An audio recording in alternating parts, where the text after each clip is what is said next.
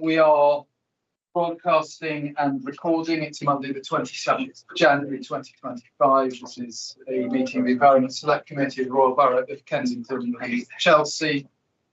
And before we start the formal business of the meeting, I will just invite everybody to observe 72 seconds silence in honour of those of our friends and neighbours who lost their lives in the Grenfell fire 2017. Thank you.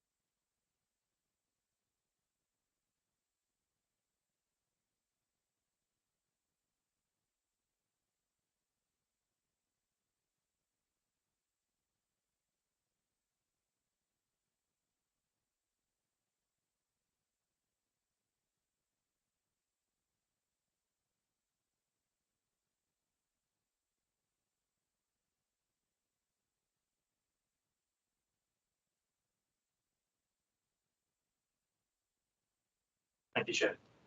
Thanks very much indeed, and good evening, everybody. I've had apologies for absence from Councillors Idris and Rodovan. Everybody else who's a member of the committee is present, even if one of them is under the table at the moment. He's back with us. Good. Are there any declarations of interest from members of the committee, first of all? Either calling other members in the room, lead member? Chair, yes, I think it is in the declaration of interest, but on point short-term lets, and I forget the gender, I think number that is, number 5. And just to be crystal clear that my family does own and manage a number of properties, some of which are occasionally short let, some of which are long let, and we manage other properties on behalf of other people in various forms of occupation. Very much, and the members sat in the back row that's not saying anything on the direct declaration, so I'm assuming that they don't. Minutes of the last meeting, can we take them as being approved? Can I ask, I wasn't there, Right. but I just wanted to see whether there were a couple of typos when I was reading them to see if they were the right way around, which is on page 5, halfway down, number 2. And it says the planned increase in level of PCN may encourage some drivers to park legally. I don't know whether that was illegally. That was a very good spot. That makes sense. I say I wasn't there, but I just that's what I. Sorry, Chairman. It's legally. Yes. They park illegally, and they may choose to park legally. It may encourage some drivers to park. May encourage some drivers to park legally. Who otherwise don't. Otherwise, don't. Probably. But I see. Because I think the planned increase. So the increase is so small that it might encourage people to park legally. I wasn't there, so I just No, the increase is quite a large one. So it's currently some people, the discussion was that some people choose to take the fine rather than. Right, that's why I would have thought more illegal. Maybe that. And another one, but I'd probably be wrong on this one as well. I wasn't there. Is number 0.3. The air quality and pollution team was proportionately large. Just wonder if that's is it proportionally large or disproportionately large? What page is that? That's the same page 5. I think the grammar it probably ought to be disproportionately large. Okay, but I wasn't there, so it's just quite. So I think it was going to be reduced in size. It's a bit large at the moment by comparison with what it does. I think that was the sense of the argument. Andrew's nodding his head in the back way. Probably grammatically it'd be disproportionately bigger. Okay, so yeah. Anything else? Any other observations for anybody? Otherwise, can we agree with the minutes? That's only sign them. Subject to that change. Awesome. Doing Mr. Keeping and James. So our first substantive item, A4, is the local plan update, and we've got a lead member back in seat, and you might have to do some notices to the table when you're ready, but, yeah. Yeah, I think Amanda and John. And John, coming on. Direct. Richie. So, then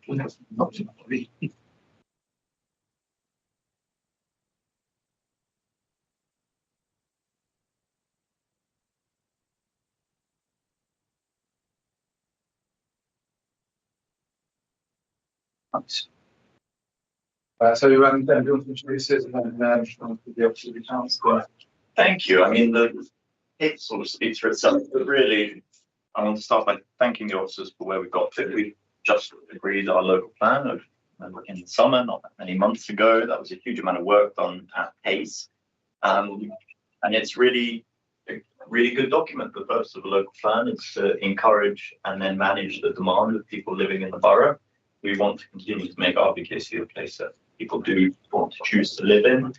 And that document really does highlight some of the ways that we're achieving that, be that through our sort of greening initiatives to make borough greener, safer and fairer. We've been pushing very hard to deliver homes at pace. We've got 2 large opportunity areas that are both in planning at the moment, looking towards committee dates later this year. And there's myriad other positive elements within that document that we can go through, notably the focus on adult social care and the provision of specialised housing. But there are some elements which, even in the formation of that document, we struggled with personally, and I know the colleagues share similar opinions. There is a number of policies that perhaps were good and were robust, but perhaps don't quite sum up the way we want Kensington and Chelsea to come forward in the years ahead. They appear occasionally a little bit too restrictive. With the current mood in number 10 of looking to liberalise the planning system, I think it's fair that Kensington and Chelsea also does likewise. And really, on a sort of a more personal level, I'm not particularly interested in what people do behind closed doors, as long as the building that they're living in is beautiful and suits the character of the borough, and actually that they're not causing harm to others. So where we have restrictive policies such as our basement policy that we brought in, it wasn't so much to restrict the owner of the home in being able to develop their houses, it was to make sure that they weren't causing undue harm to their neighbours. And that was really the issue of cumulative development in certain streets that led to that policy. And some of these around the principle of amalgamation are those which are very understandable. We're trying to increase the number of homes in the borough, but in doing so, we're effectively robbing some residents the ability to stay put in their own home, or indeed even to make some of their homes bigger through the use of mansards, upward extensions, or otherwise. And that's obviously something that's also been varied in the NPPF recently. They are now looking at additional floors, or they accepted that additional floors and mansards are a way to deliver that. And other slightly restrictive things that go against the ability to deliver housing is our sort of rigidity on protecting hotel uses. We've been quite innovative to allow them to change without permission in Earls Court, in the SW5 postcode, Earls Court and surrounding area. But then we, at the same time, say it's not permissible in other parts of the borough. And I think this sort of restriction really is unnecessary. We're a market-led economy, and I believe that actually the second paper in tonight's committee, the fact that we're having so many people go to short-term accommodation, speaks to the demand for tourist accommodation. And actually, if we were to allow people to expand and develop their hotels, we might find that we could lose some which are not fit for purpose anymore, but actually deliver more specialised hotels in the years ahead. And then the last one is car parking. Again, very understandable, a long plan policy that we have to conform to. But again, this means that people that have made small changes, be that the subdivision of their home, in order to create another unit, are suddenly not able to then pass on a parking permit. And that makes total sense when we have excessive numbers of cars on our streets. We've seen a gradual fall in those numbers, and actually a slightly rapid fall over the last few years. And I'm not simply saying we look to cast to open the doors, but I think it's time to review that policy more in the round to see if it is still fit for purpose for the years ahead, given the shift we've seen in people's choices as to how they get around the borough. That's a bit of a run through of the particular points that I've asked to be included in this report. Well, thank you very much for your introduction, Jen. Let me ask Amanda's Director of Planning, do you wish to add anything from your perspective? That's a fantastic summary. Just to say that if the council were to move forward with a review, we are unable at this time to offer any officer support as to what the outcomes of that would be. So embedded within the report, there is information about how policies come about and the necessities around making sure that they comply with various criteria.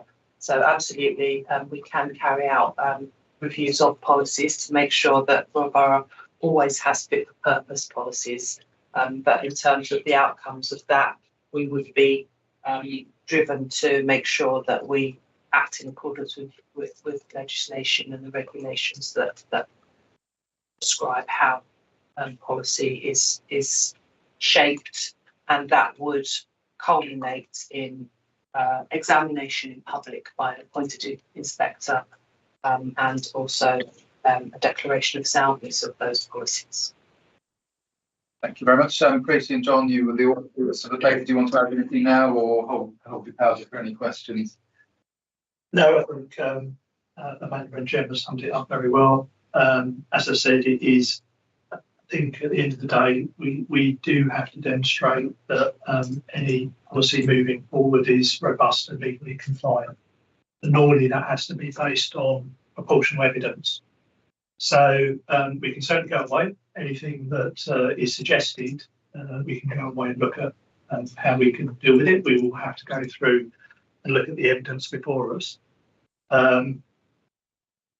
We're quite used to coming up with what I would hope would be a positive worded policy. We are advised to avoid saying no. Normally the criteria are that you sort of shape and enable good development to come through. So that's the way that we would approach it. Okay, thanks very much indeed. John, Tracy, do you want to add anything to that? I think I just wanted to flag a couple of things. So one is the policy on bedroom size mix.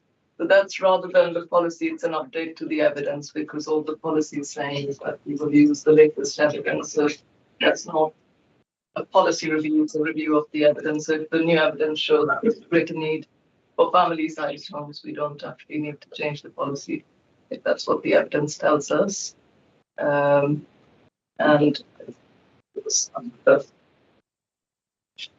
Yes, on hotels. So although we protect hotels, we have a couple of paragraphs in the supporting text to that particular policy, which accepts that there will be other hotels which are not financially viable perhaps anymore, and that could be the case across the borough. So we would then look at them on a case-by-case basis and accept their notes. Okay, well, thanks very much. Let's see what questions the committee's got for you. I'll go around this way from my left to Sam first. Yes, thank you. It was a very interesting paper, and of course, those of us who've seen a few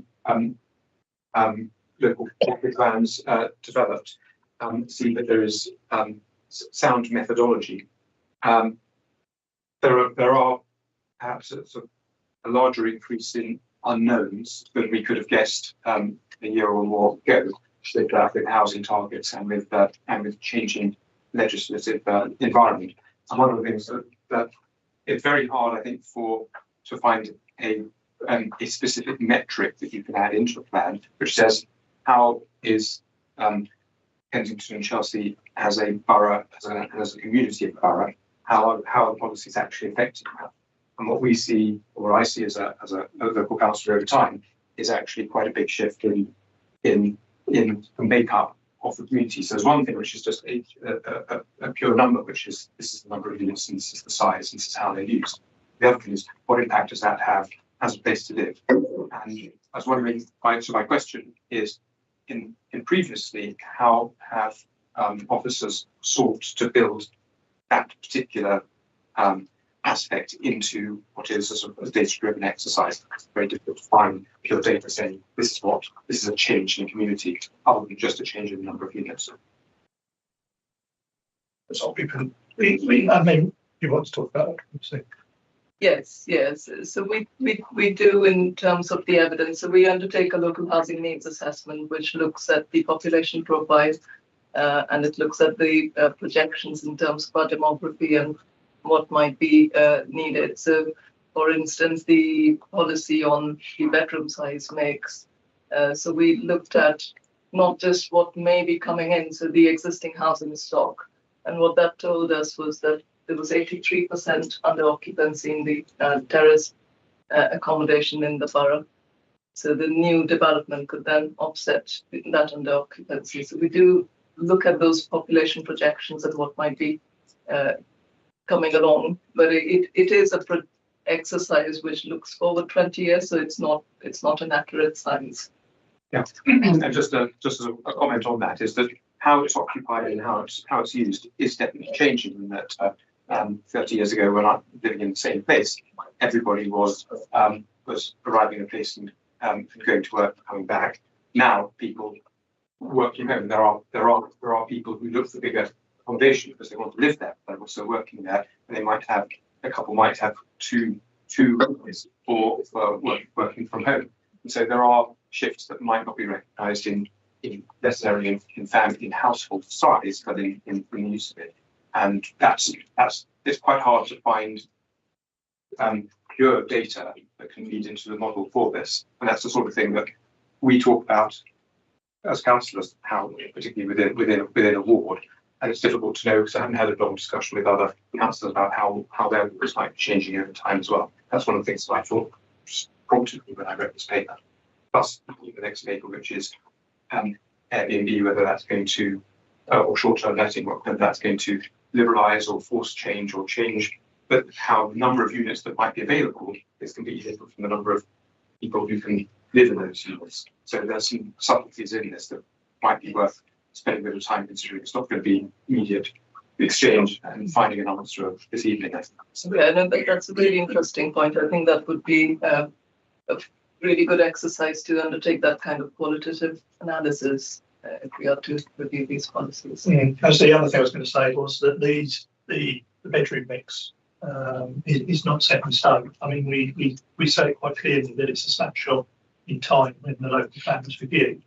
So it's the one area where if there's evidence that's changed the percentage or whatever is required, and it's only an indication, it's not sort of set in stone rigidly, then we will look at that.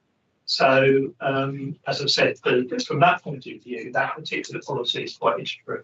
It will depend on, but it would require, you're right, it would require some work and study to be done to update what's in the plan. I'd like to get paragraph 5 to point something. I'm good. Thank you. Go around to Lauren. Thanks, Chair. Quite pleased with the report. This one, I think, sorry. Regarding the amalgamation, I understand a lot of councillors have, during the planning, raised about to allow amalgamation to happen. Whether it's genuinely. Ari, could you speak about it, please? Sorry, I can't. Sorry. You can't. Sorry. Oh, sorry. Yeah, a lot of councillors have raised the concern that support amalgamation. So coming to the point, but the threshold of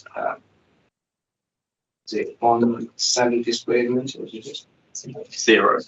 That was the previous policy. Previous policy. Yeah. So is there a guidance to where you came to that conclusion, or?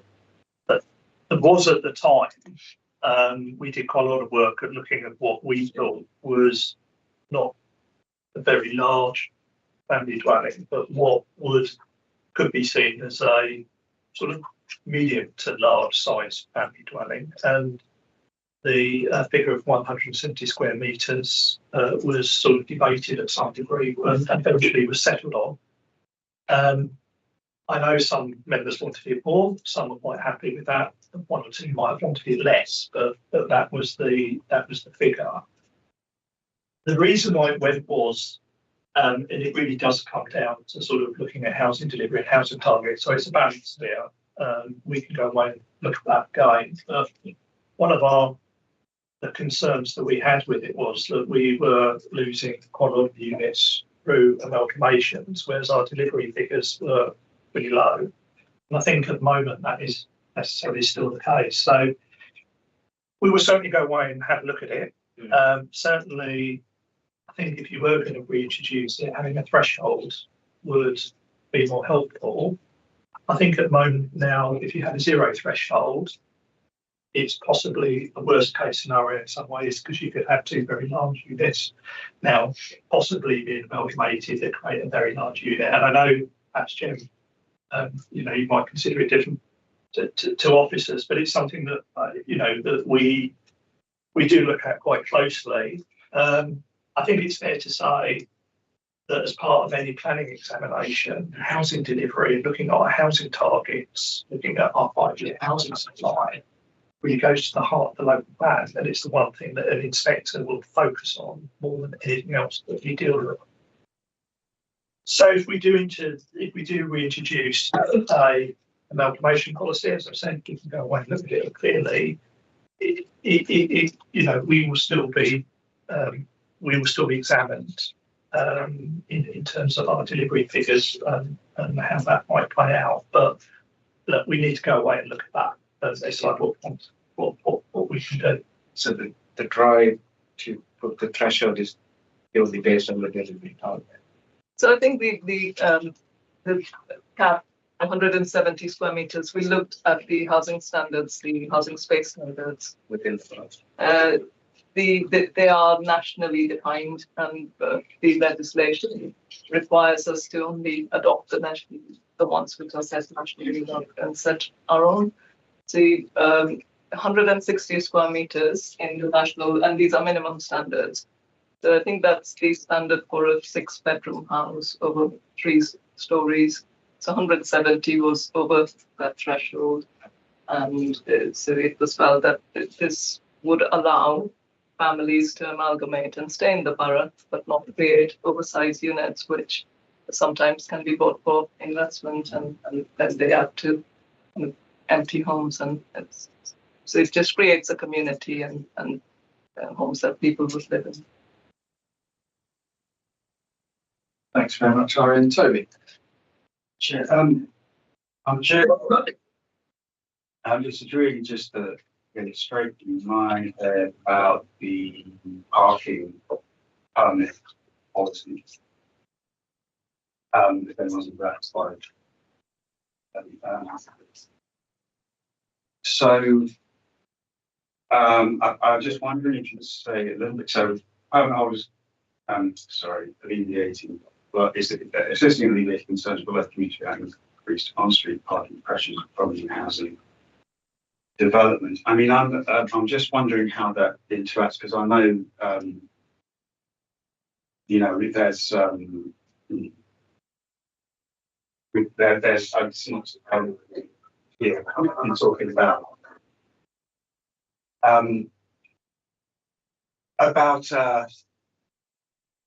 selling permits to homes and all this kind of stuff, and I'm wondering how that interacts in terms of this policy, but perhaps you just start talking about that, and I'll let my thoughts while you speak. I'm sorry, I'm really I did that because I think this is probably one that's born out of my thinking rather than from the officers. So effectively, we've created a system that, taken to its nth degree, would result in there being very few permits in the borough entirely. We allowed lots of subdivision of housing many years ago. We're now saying we can't amalgamate, but what we have at this moment is an ability where you can subdivide houses going forward. So a home that was one family with 1 car or 2 cars could become a block of 5 1-bedroom flats, but only one of those homes would be entitled to a parking permit under the current rules. Understandably, neighbours are worried that there would be too many cars coming to the street.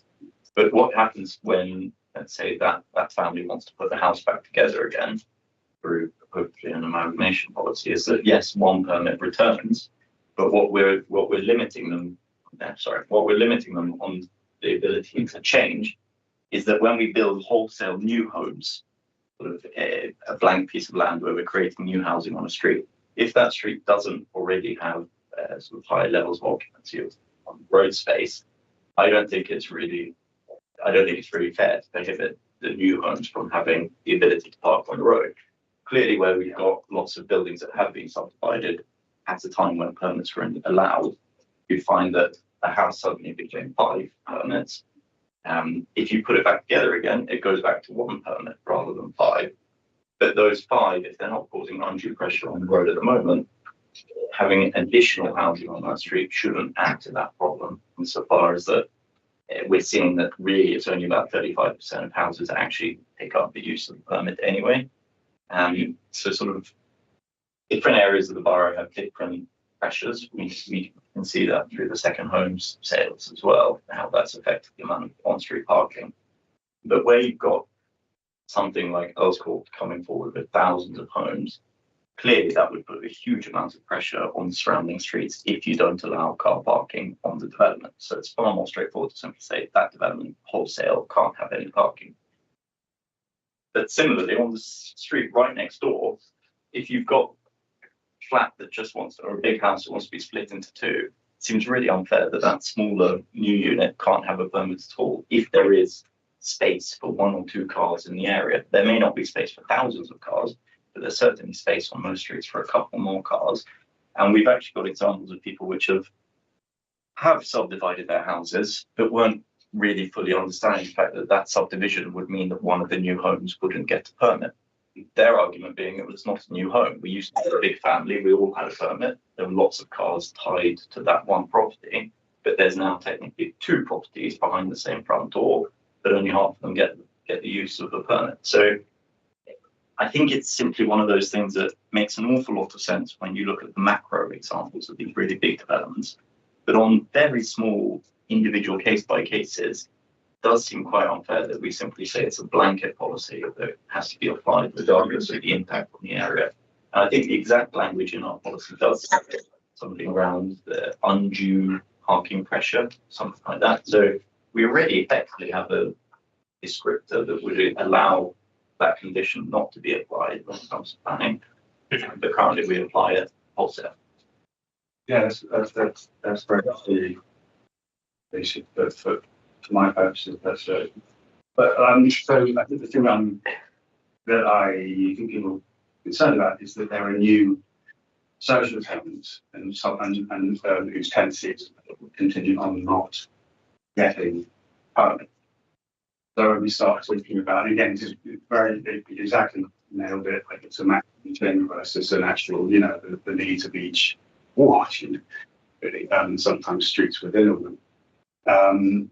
And is that something when we're talking about, how permits are broken down in streets,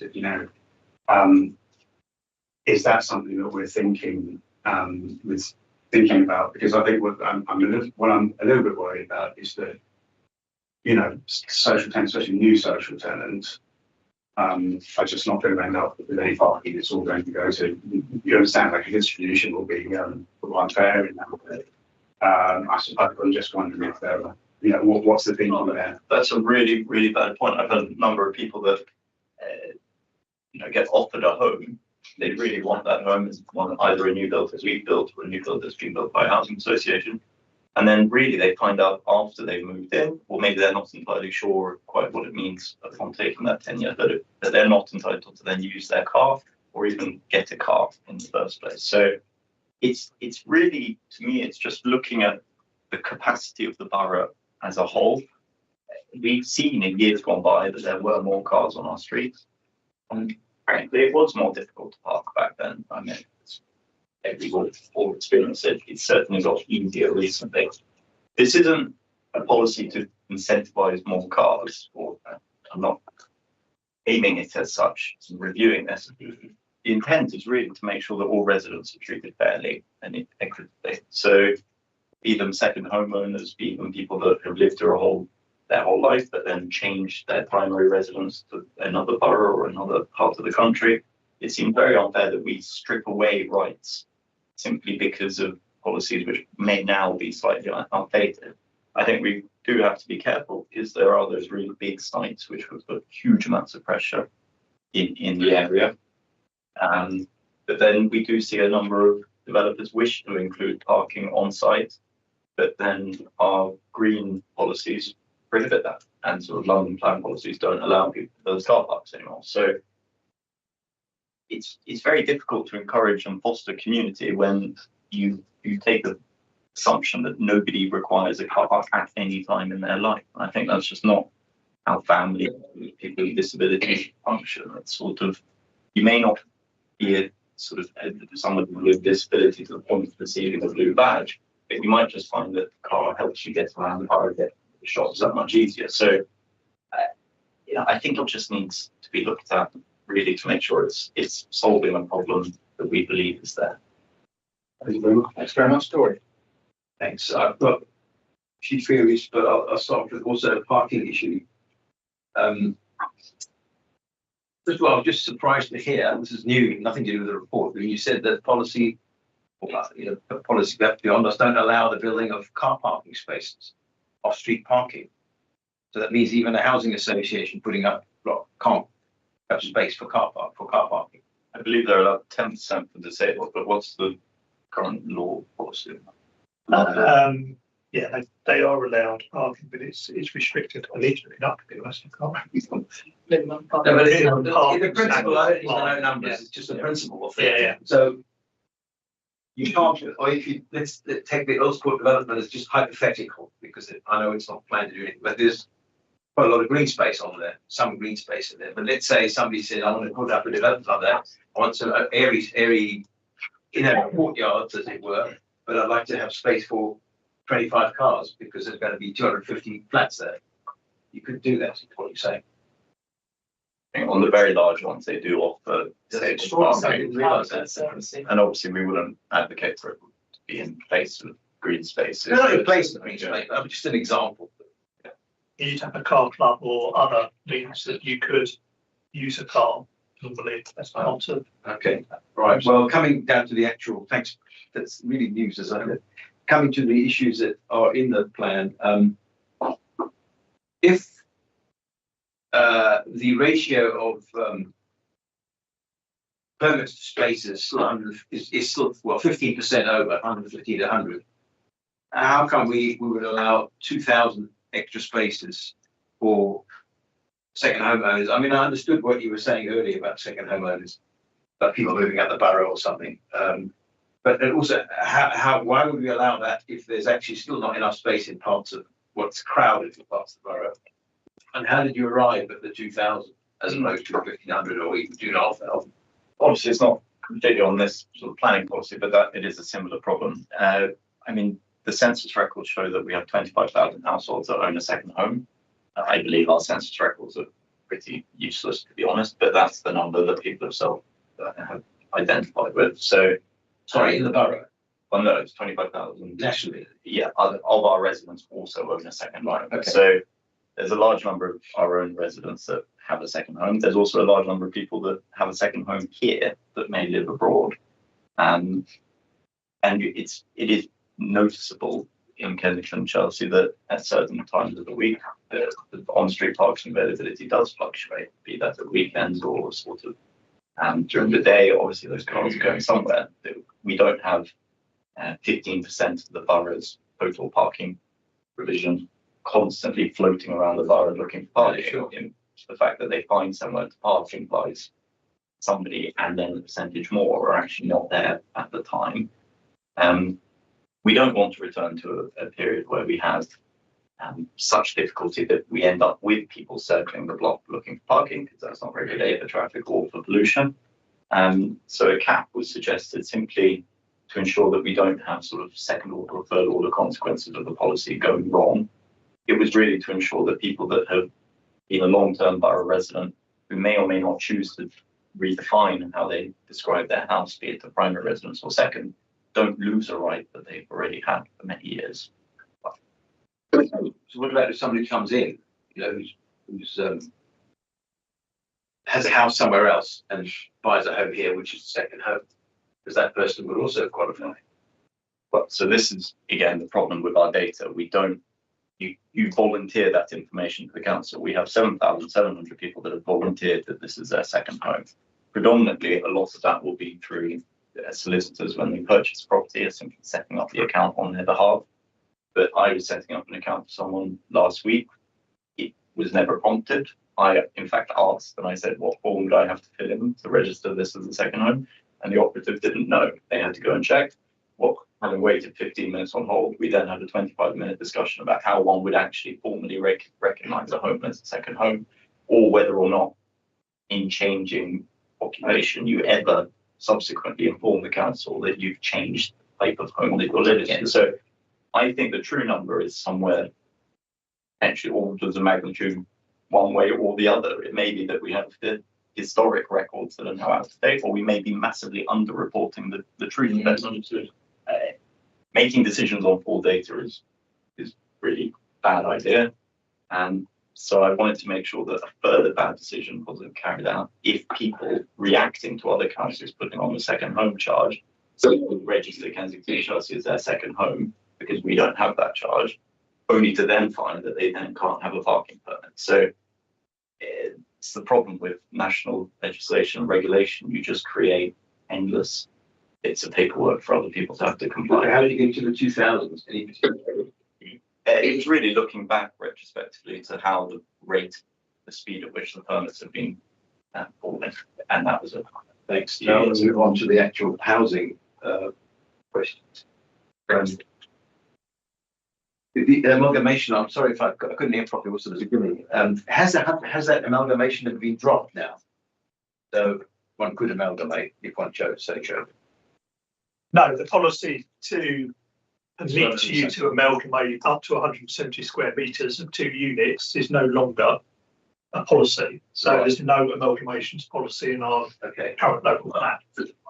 Right, so that means I could amalgamate it all.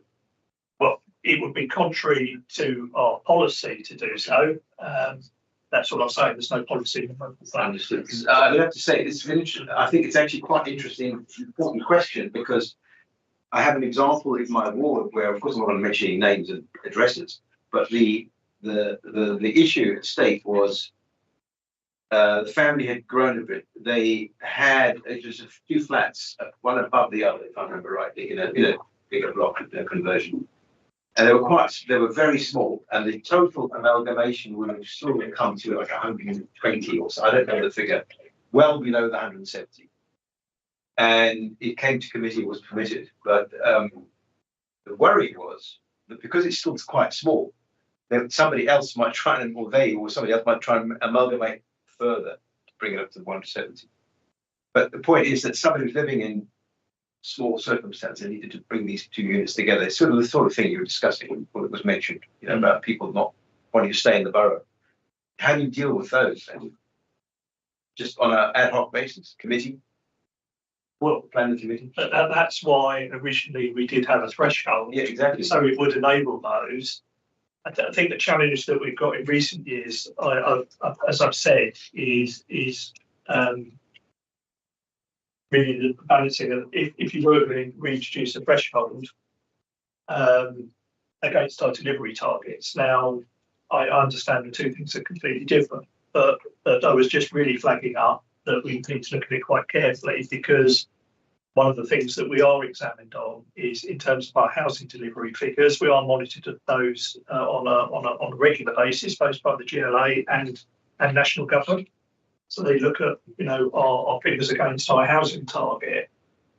And I was really just flagging up that it could be challenging if we reintroduced a policy. I'm not saying we wouldn't, we completely look at it, against looking at our housing delivery figures, because those would be looked at. But I understand the point you're making, that if someone wants to live in a larger property and doesn't want to move, you can understand that. But it's really trying to strike that balance, and that I think that's the thing that can be a bit challenging. I think the issue, Dory, is that you can take a 5-bedroom house and divide it into 5 1-bedrooms, and you've increased housing supply by 400%, but you've not actually done anything. The problem we've got is a system that's built around units rather than actual homes, genuine homes, and or square meterage of construction, because if you can keep pushing that all the way down to the minimum home standards where everyone ends up living in shoeboxes, and then you prohibit them from ever going back the other way to protect housing unit supply.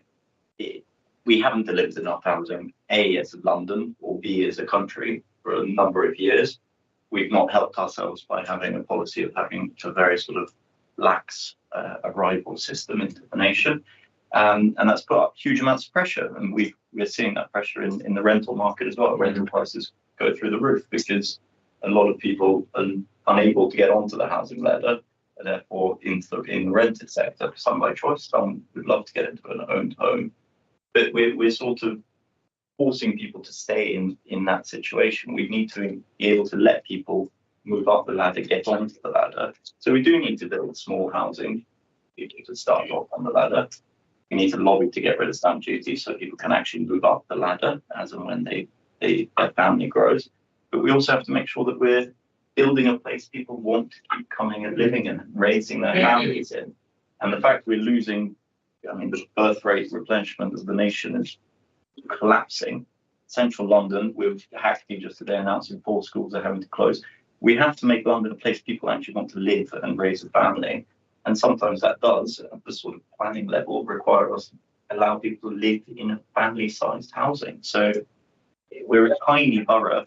We can't solve all of London or Britain's problems with Kensington and Chelsea local policies, but we certainly should be able to tilt the balance towards sort of family life and being able to live and go to our schools and shop on our streets, that sort of thing, and rather than micro apartments just for community. Sure, but I'm sorry, Dory, I'm so sorry because Tom's on the timeline. So what I'm going to do is I'll give you another chance, President. Yeah, fine, yeah. Sorry. But I'll carry on No now problem. because we've had 10 minutes so far. So I'm going to park my own questions for the moment. We've got some councillors in the room in the public gallery. Was expecting Councillor Linda Wade and possibly with some residents to talk about the air conditioning units in Earls Court. But I'm afraid I don't know enough of the detail of what subject and what they wanted to talk about, so I can't ask the question in her absence. And because I don't really know what it was. But she's unfortunately missed that opportunity. I think I know, so I can happily answer that through email if you like. If you wish, if you know the issue, but she did have an issue on air conditioning. I'll give her the chance to come tonight. Yeah, We're aware of it. she's emailed us directly. Okay, well, she's obviously in contact with you, but we've got Tom Bennett, my predecessor on this committee, on the planning committee. Tom, go ahead. Thank you, Chairman. 2 quick questions, if I may. First one is just building on a theme that's been discussed about HO1 and amalgamations. And I just wonder whether there is any weight and policy given to people over units. So we all know of examples of amalgamations because you're amalgamating 2 studios or 1 beds together. You save space in lots of ways because you probably only need 1 kitchen rather than 2. Probably only need 1 living room rather than 2. So you can often house more people by amalgamating, even though there's fewer units by going 2 studios to a 2-bed or whatever. So yeah, that's my first question. Is there any way given to people rather than units? At the moment, there isn't. It's mainly about housing delivery, as John explained. Because I think when we were drafting this policy, the government had introduced a housing delivery test, which we failed for 5 consecutive years now. I think the policy took a 2-pronged approach. One was to support and find the space for new homes to be delivered, and the second was to protect the existing stock. So it really was about kind of meeting that housing need as well. But yes, you and there is a valid point looking at who is actually occupying those homes and how many people occupy that space. I just wonder, I know it's probably hard to speculate on, but I totally get the point. you made in the paper that if we're going to go back to the inspector and say we want to change this policy and it's amalgamations, he or she says, well, look, you haven't been hitting your housing delivery targets, so I'm not going to let you do that. Is it a good counter argument to say, but Mr. and Mrs. Inspector, it allows more people to be housed, even if it doesn't. Yeah, I mean, we can certainly run it. Yeah. If I was honest, I think it would be fairly weak. They normally are quite, in terms of standards and acceptable evidence, they're normally quite, fairly focused about what that would be. So their focus, whether you make that point or not, would still be on residential units. Number of units. Clearly, if end units were substandard, then, and I think this would be the case at the moment, we would allow them to amalgamate, or if there were special circumstances where you didn't necessarily have a substandard unit, but you had one that was obviously quite difficult to inhabit for whatever reason, we would look at that in a pragmatic, flexible way. But I think it's really quite difficult because there's such this focus at the moment on unit delivery. It's really quite difficult for us to depart from that. So I suppose what I'm saying is we could look at the evidence, we can run the arguments, but I think it's fair to say that it would be challenging. Yeah. And that's what I'm really saying. Yeah. I think I'd add to what John just said. So when we update the evidence on housing needs, and it shows us that we've got a greater need for larger family homes, that might also then support the creation of up to a kind of again going back to a cap on the floor space. I think it's further work that we need to do and go back and think about how we can enable that. And check, ask a question about the local housing needs. I don't fully have my head around how the local housing needs is assessed. But from what you were saying, under occupancy would suggest in the local housing needs that it's not needed as much. So if you say, what is under occupancy? Is it like people own it but aren't living there? The under occupancy would be that you've got a 3-bed home, but the household size is small in that space.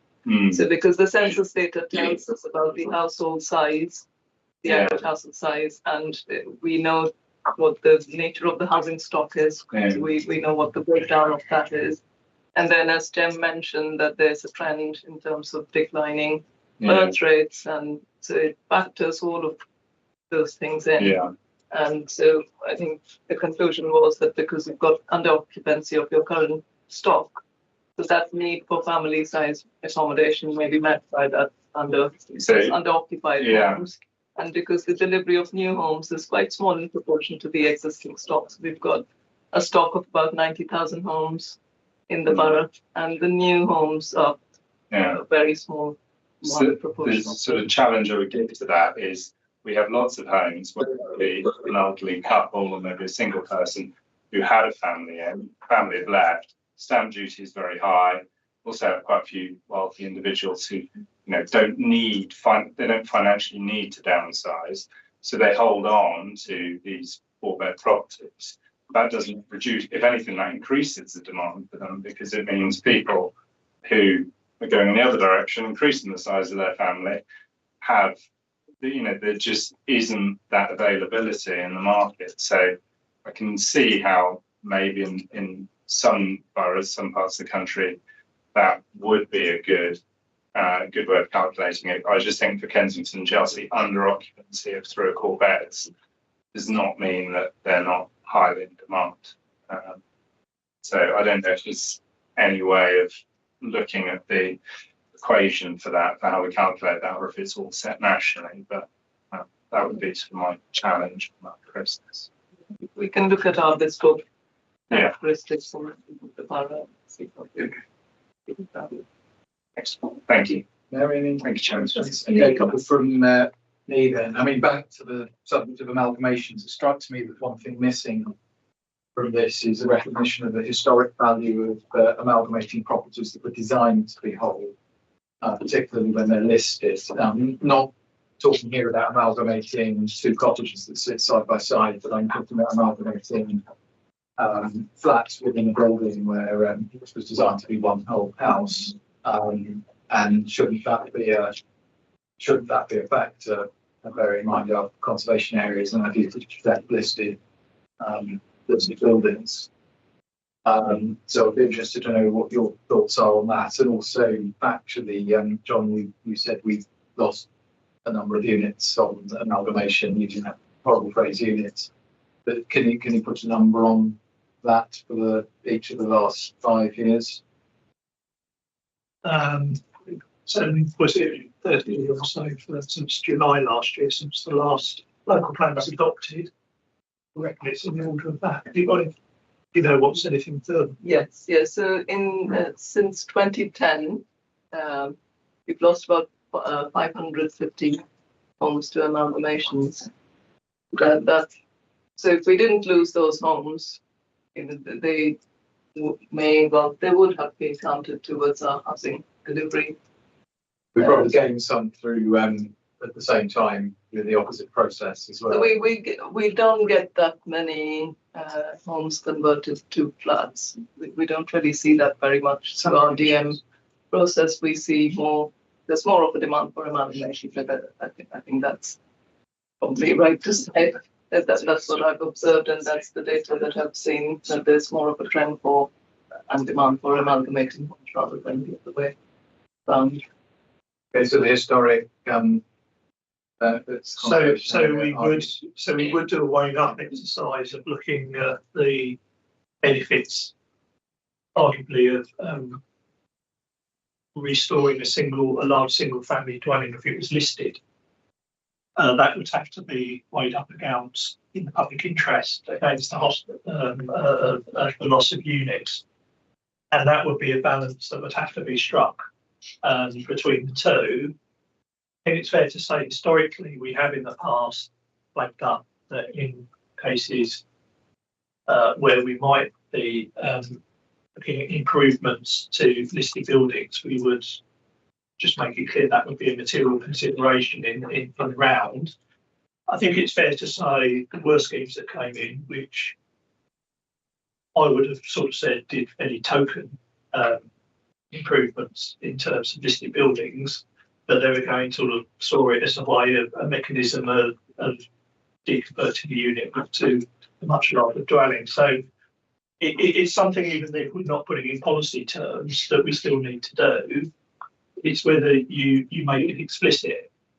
I think the problem is that once you start trying to make a policy like that explicit, we then get into all sorts of issues about how far does someone have to go to, tip balance, so that you would allow, say rather than say 3 or 4, I'd say medium-sized units to go. So it would be a fairly, it's not unusual to have a large terrace property that has a flat on each floor, and those flats would be reasonably large size. They'd certainly be suitable for most families. So I think it's a difficult one. I'm not saying we can look at it. I think it's something that we need to do at the moment. I think it's more a case of whether we make that more explicit, and that's something we need to look at. But in terms of, I guess, if we went to examination, I'll come back to the point that an inspector will focus much more on home delivery and targets than they probably would on necessarily, deconverting the property back to a listed building. Which doesn't do in and of itself mean that we shouldn't test the arguments if we feel that's the right way to go. But obviously there's some work to do there, because there's been a lot of arguments put forward on that subject, and I mean, there were 5 areas, I think, in this paper, discrete areas of potential change. I mean, it struck me, and I'm listening to the discussion, that there's quite a lot of detail behind each of these policies. I focused on amalgamation, a couple of colleagues did, and parking, Toby. it might be our best approach on this is a committee working group over the next few months, have a look at this in a bit more detail. And possibly any other areas that occur to us. And obviously we focused on this paper, there might be something else in planning. And I don't know whether that would be something, Sam, go around the room, see if that's something that you feel would be an appropriate. Yes, I think that's probably the right way to deal with it. Everything is nuanced. There needs to be sources of data that might not be instantly apparent, and also how it's impacting on the place to live, which is Kensington, Chelsea, in the sense of units versus homes. And so knowing that officers are going to have to look at this in more detail, reliable and strong form of information that hasn't been available before. I think maybe a working group can see if there are other sources that can help move the debate. I see some nods from our end? You probably can't speak, but the nod sounds. Yeah, I agree with that. Just on that point, best practice does sort of recommend that we sort of have a cross-party working group Just coming to do that. So just that coming reflects round something to that I would have suggested anyway, because that's where we put across party policy. Yeah. So that's a great cue. So Well, do you think that's a? I do. I really welcome the Chancellor's focus in more detail, see where the real policy lines are, and that I very much appreciate. Okay, so I think we've got a consensus that we should have a working group. And in terms of leading it, I've often done that when I've done working groups in the past from the vice chair's seat. Looking at me. I've done a few in the past, and I'm conscious of keeping it light in terms of data demands on officers, because everyone is short of time. If we can, as a working group, really focus in on what can make the difference, then I think that would keep it as the maximum impact for minimum amount of paper generation. And I think a working group needs a lead from the committee. It needs a couple of other members, not necessarily members who are sitting on the committee, but I offer it first to the committee, and we do need one from the opposition and one from. So you're here and Tim isn't. So do you fancy being on a working group, or would you? Yeah. I'll ask one first, because if you're here, you get first dibs. You get first dibs then. Okay. Yes, Right. yeah, I'll happily. And obviously we've got Walla not here to offer herself, but Ari and Dory, you're here. We've got Tom in the back row there who might want to jump forward, but any volunteers for the guard room? Well, I think I'm happy for Well, it to try. I think what we might do is we have a member of the Dory is a member of the committee, but we could have you come along in attendance, Tom, and offer your expertise, because I know you've been on planning for sort of 6 years. And so that's out of membership. And I think probably by the next meeting of this committee, what we need to have is a set of TORs.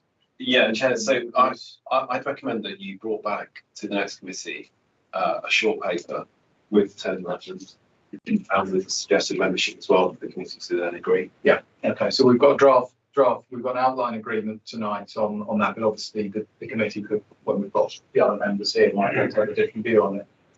But we have that outline view, but I think if I could ask Sam perhaps to have a meeting between now and the next committee with James to flesh those points, simply draft out, and I will help with that.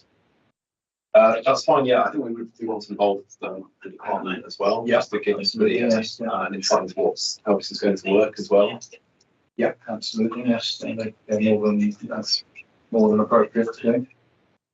But I think we need that paper for the next committee, and I think Sam's the designated, he's probably elected, Yeah. probably formally elected at the next committee to chair it, but I think he's the designated candidate at the moment. So I think Sam to lead that was something that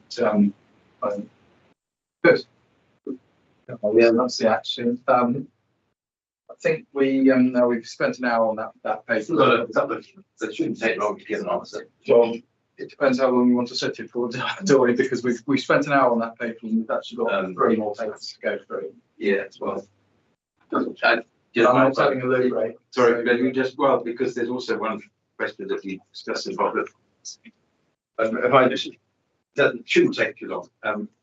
Half my question actually got answered, which is the 500, loss of 500 units over since 2010. 2010-11. Not sure how that contributes to our housing targets, because that's loss. Because existing properties don't count. So, but the real question is, how many, 500 sounds like, you know, it's not insignificant, but how many new units have we got in that time? I think in terms So of, they can know now, but. yeah, I'll have to. I'm sure it'll be something in working group you can, okay, put it on the terms. Yeah, so I think that probably can be examined in detail. Second thing is on, you mentioned under occupancy and so on. And by the way, it talks of bedroom size here. I think you mean bedroom number in the report, not size. We no definition of size. It's a number. Numbers, that's right. Bedroom number. Now, unfortunately, there are no real definitions of what a room is in Britain. But anyway, that's something else. But under occupation, you talk about, you know, number of the household size has shrunk. But, you know, there's no storage space. British homes are usually built without storage space. You know, We are so running somebody out might of want time. room. So what's under occupancy? We can put it in terms, Yeah. let's see if it works. We in terms can of- absolutely put that There's in other things, terms of reference. And I suppose final thing is that on page 24, paragraph 5.23, it talks of current housing target of 448 homes per annum. Now I remember that number, but I thought this government, recently, we were numbered with a far bigger number. So that doesn't reflect that. Of course, that was difficult to meet. We didn't meet it. So any bigger number will be impossible. In the interests of So what are we time, going to do about that? thank you. In the interest of time, Jen, if you could do the political answer perhaps on housing numbers, and then we'll move on to the next paper. It's ludicrous, Tori, that's the political answer. But it's not the whole answer, because that was really a needs analysis where the need was seemingly greatest in Kent and Chelsea in the entire country for new housing. In reality, what will happen is when the mayor does his London plan, they'll divide that up around the whole of London, simply because we don't have the capacity to build that many houses. So having these arbitrary numbers is somewhat redundant, frankly. What you should just do is have a permissive policy that allows the creation of housing, regardless of type, size, interior layout, and just let people build things. But instead, we generate endless numbers of rules and regulations to limit the ability of the free market to do that. Very good. Thank you all very Thank much. you very indeed. much. That was very good Cheers. stuff. Stimulated by good paper, good introduction. So thank you very much indeed. But we move on to paper 85, and I'm assuming there's very little change to Thanks, personality from the table and Jen. Thank you. Again, it's slightly the government is using a sledgehammer to crack a walnut in their assumption that we should, in their sort of plan to allow permitted development between use classes. So I understand the opposite apprehension around the potential of us losing a huge number of homes. And we know that Airbnb and others operate hugely across Kensington and Chelsea. Anyone that's seen rubbish bags put out on the wrong day and can quite quickly ascertain that that home is probably not a long-term resident. And most of our long-term residents follow all the rules, and it's reflected in our FPM data. It isn't very much not your long-term resident that's causing those issues. There is many good things about Airbnb and short-term letting. We've obviously seen a huge boost to the visitor economy in London. It's made the sharing economy part of many younger people's way of getting around the world. They're able to put their own homes up for rent and then subsequently rent another person's home abroad. And this isn't really new. People have been doing home swaps for decades. What's really changed is that they've digitized the process and they've made it incredibly straightforward and very transactional. It used to be obviously word of mouth or small agencies. And we know this has happened in Kensington and Chelsea for decades. There's always been small operations renting out property in the summer, around Christmas, those sorts of times. what's really happened is that sort of the digital shift and access to the UK through flights and trains have really energized this sector to the point where now many residents have grave concerns about what it means for their neighbourhoods. We're really careful to make sure that new homes aren't simply put straight up for rent. Short or long term, we want people actually living in these houses as proper Kensington Chelsea residents. And then the government came along recognising that there were problems and decided to put out plans for a register, which is welcome, but a register without any powers, as it's currently being put forward, seems like just more paperwork for our officers to have to go through. And what we really need to do is make sure that we're able to have flexibility to allow this sharing economy to exist where we think it works and where there is good sort of safe controls. But what we don't want to see is a huge number of houses simply change into formalised short-term lets. But that, again, doesn't produce anything, but on paper it means we've lost a huge number of homes. It makes the previous discussion, and given the number of homes we're talking about here, it makes the previous discussion somewhat moot, because if all 9,000 was up and change into short-term let, the government would have to reassess us and give us 10,000 new homes a year just to try and break even. So there is a real risk that government are trying to solve a problem that to the neighbourhood level may well exist, but to the macro level perhaps doesn't in London. And the tool that they're suggesting is one which will probably mean that we're then unable to modify our borough in the years ahead, because once changed, it seems very unlikely people would then change back. So it's a concern. I think the register has good grounds, and some form of ability to manage that register is fine. And I think most people would play along with the rules once they're on a register. But we do know there's a lot of homes which have simply changed from long let to short let, predominantly because of the amount of regulation that's now come into the long let market, but also to the fact it's incredibly convenient. You don't have the issues of no fault evictions, EPC ratings, all sorts of safety issues circumvented by going online. So we need to make sure that our homes are safe, but that we are also making sure we're not losing them to a created use class, which hitherto wouldn't have affected us.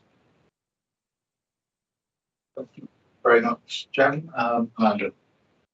Nothing really to add to that, Chair. The paper is as you see before you. Yeah. I think mine's good. John, anything to add anything? No? Okay, well, we'll go into some committee questions, then I'll go the other way around this time. Yes.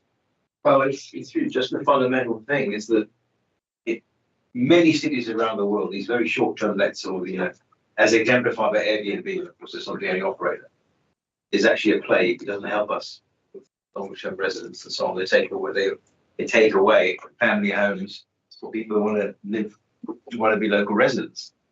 So joining the register then is a way of finding out who's doing what and maybe controlling it in some way. I mean, I know at least one, not a lot, maybe one building is completely letting for Airbnb. So that's homes lost. They're still being occupied, they're not being occupied. There's no local residents. It's a bit like billionaires buying houses and they're not really local residents. I mean, if they do good things like spend money locally, perhaps. But what I'm saying is it removes the real local residents. It's just people in passing, so therefore there can't be a universally good thing. I agree. Okay, That's it. Thank you. Toby. Thank you. Yeah, I mean, as long as no one puts me in a position having to speak on behalf of the government, then I'm probably fine. But I am wondering about what potential, what we could even recommend, what we could even suggest in terms of actual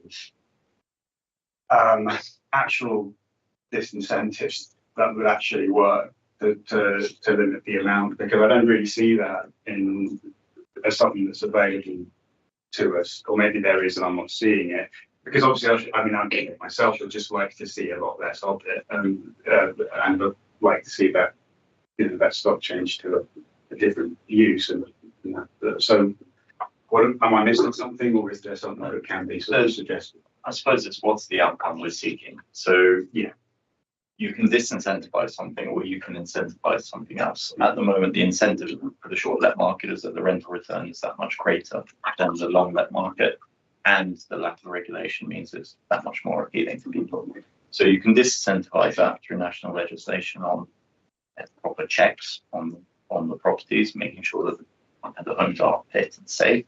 You can disincentivize it by recognizing the fact that a huge number of the homes in our borough are actually leasehold rather than freehold, and giving the freeholders the awareness or the powers to actually deal with this problem within their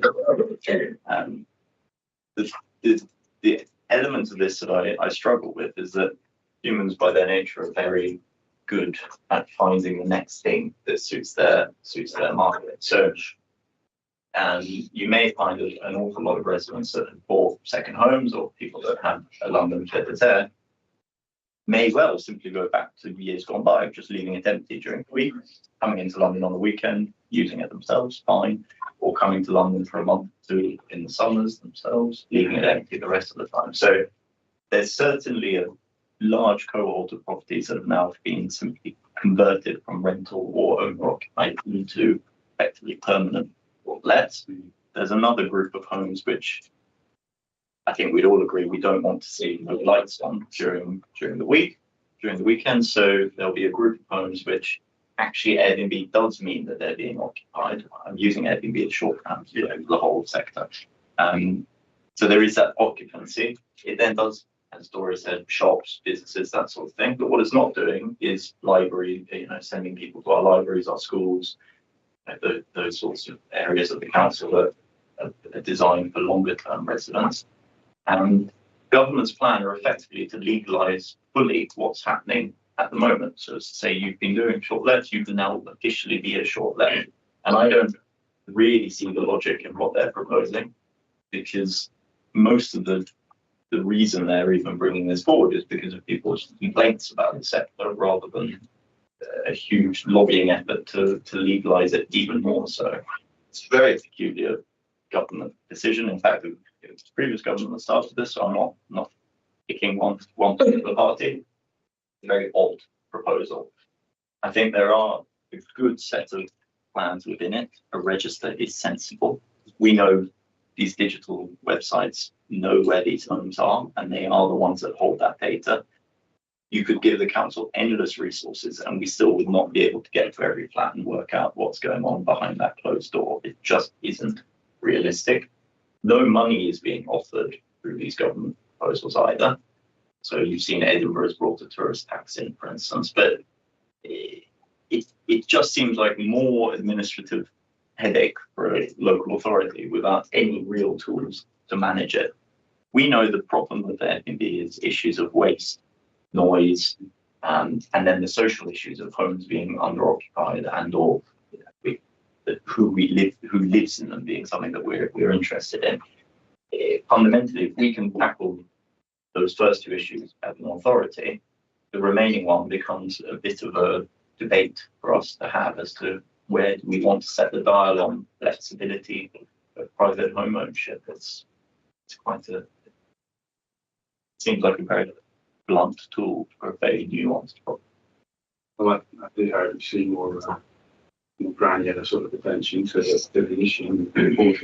So you look like you were. Not really. I mean, it's probably Jim's answered it. I think from an officer point of view, as Jim said, I don't think for a light touch register would allow us to monitor. Currently you can use your home for up to 90 days in every calendar year for a short-term let. Don't think anyone's got any problem with that. They understand that homeowners, and it helps others come and visit. It's a source of accommodation. That's fine.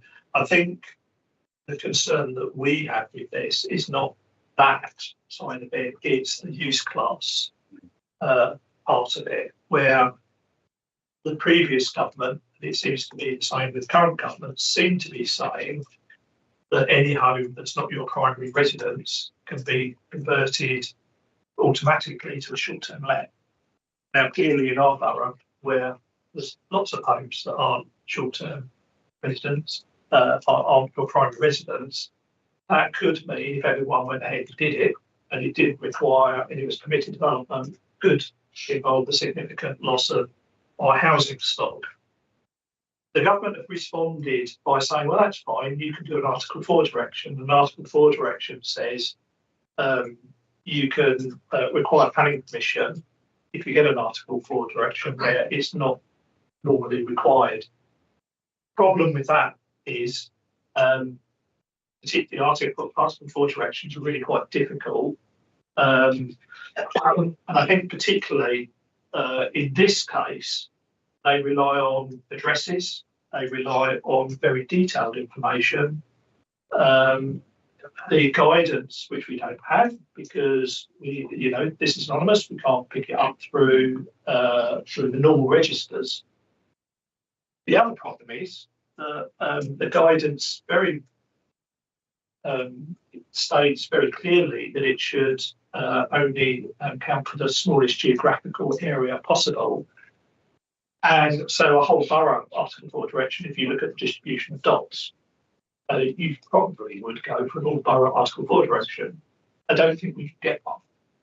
So, and we don't feel that this has been properly thought through by whoever thought this one up in the government. Totally rude, but it doesn't actually fit into a convenient Article 4. And that's even if you wanted to do an Article 4. I know, we don't particularly want to do Article 4s anyway. So we think the biggest problem here is the possible permitted development that would allow anybody that doesn't have whose home is not their primary residence to automatically convert to a short-term let. And we don't know why. I must admit, we don't quite know how that squares with this whole incentive to, housing targets to build more homes, because it could involve, in its worst case scenario, a significant loss. The further issue is that even if we had, these homes are already being used in this way, so you can prohibit them changing officially their use class. You can say that they're not allowed to continue, but fundamentally they're already doing this. This is already happening on our streets. So goes back to that incentive disincentive. Currently, there's obviously a huge incentive to continue doing this. Swapping use class may make that incentive more permanent. You're then officially doing it. You're entitled to apply for that change of use today. And the numbers of people that have made that application are vanishingly small. I can't remember, I think 4 or 5. So the fact that people aren't voluntarily making that application in today's environment where they're carrying out that activity already suggests to me that yes, some may well just say, well, I'll make that change of use because I want to do this as a business. But actually, the truth of it is that people are already planning for the government's legislation that's coming, and they're swapping from Airbnbs and Booking.coms and whatnot, and they're generating short-term official rental contracts, and they're renting properties on 1 month, 2 month, 3 month basis, rather than on 6 months to a year. And you're now seeing with a shift to the National Rental Reform Act, people effectively are sort of very concerned that they're not going to ever be able to evict somebody mutually or agree a timeline. So instead, we're finding blocks of flats, they're all readily available online, blocks of flats now where you can rent short-term accommodation, but they're not calling it short-term accommodation, nor are they posting it on the short-term accommodation websites. So there is now a market within a market that's growing, because they recognise that the register is coming, the sort of regulation of government is moving in that direction. But actually the business model it's already here and it's likely going to stay. So they're shifting to a different form of tenancy. And, the market will always adapt. And I think this is just a very peculiar, the whole horse is bolted. I think what we need to do is make sure we're tackling the problems at ground level, and also making sure that we know that these homes are safe. Thank you very much. I have things to follow up on, but nothing more. Well, thank you, Teddy. Before I bring Aaron in, just my follow-up question to that is how much, if anything, have we heard from the current government since they've been in office about this subject? the regulations were proposed by the previous government, and we talked about those, but it's all gone a bit silent. Well, it had done, sorry, until last week, Yeah. believe it or not, where, so even when the report was written, we hadn't heard anything. And then suddenly last week, the minister said that, relevant minister said that actually they were looking in the very near future to introduce legislation on short-term lets, talking about a register, but also talking about creating a new use class. So it seemed that the proposals are moving forward quite quickly now, very much along the lines that the previous government proposed. So yes, so it does seem to be moving forward. That's worth noting. It was always a cross-party campaign to sort of do something about this, and the youth class came from really field left, I think, from the last government. And okay, well, let me return to that in a moment. Let me bring Marion in for this question. Thank you, Chairman. That was my first question anyway. Sorry.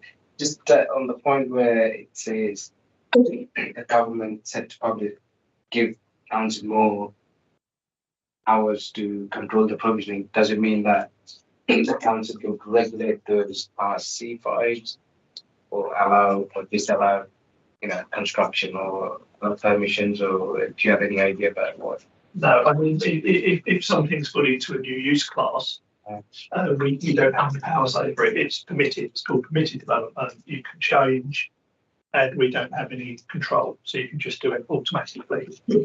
Nationally. Yeah, so we have less no power even to start. No, If unless, that meets the standards or whatever the government. well, they haven't given any indication. What we've seen so far through the consultation last year was an automatic right for a change from use class C3 to C5 and vice versa. There's no other information available to us at this time. And as has been discussed already, the Article 4 would be a way of this council having some degree of control, but as for the reasons that John's already explained,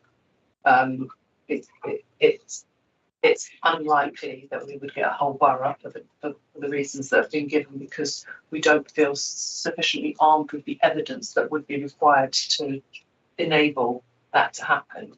So we would have to go for these very small geographic areas, and even then, I think it would be quite limited based on the evidence. And basically, this whole topic is very, very difficult to grasp in terms of actual evidence and numbers, because as Councillor Kamali has explained, it does exist wholesale across the borough, and it's not sufficiently documented or captured. So we've indicated already that the concept of register is probably one that would be really helpful. But if that register includes properties that are unauthorised to date, then it does raise questions. So yeah, we need to better understand what the intentions are, the meat around it. But from looking at a very high level, we have reservations.